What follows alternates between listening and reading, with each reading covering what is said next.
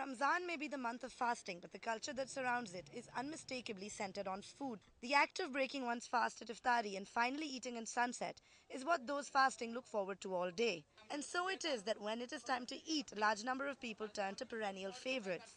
Amongst these, none is more popular than the samosa, a stuffed pastry and a popular snack in South Asia. It generally consists of a fried or baked triangular or semi-lunar pastry shell with a savory filling, which may include spiced potatoes, onions, peas, coriander, and lentils, or ground beef and chicken. The size and shape of a samosa as well as the consistency of the pastry can vary considerably, although it is mostly triangular. On our quest to find out what makes a perfect samosa, we visited one of Islamabad's oldest samosa shops. Couched in a tiny alley in the very prettily named Melody Market, Dhaka Sweets has been making some of the most popular samosas in the city for over 20 years now. Akbar Hassan, whose father and grandfather started selling these samosas, says that the reason why their product is so popular with the locals is because they have retained the original recipe and that their samosa was different from those sold anywhere else.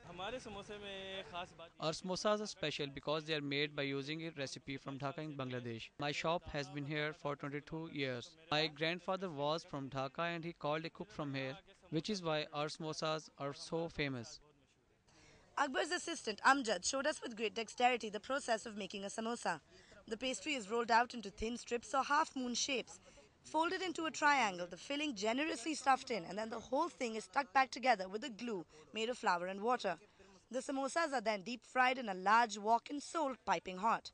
As we watched the simple but easy to get wrong process of making and frying the samosas, business started to pick up, as it was merely an hour before iftari time, and the samosas started to fly out of the trays. Hassan told us that while they had a steady business all the year round, in Ramadan they sold 2 or 3 times the regular amount. Customers buying samosas were unanimous in their view that iftari was incomplete without them.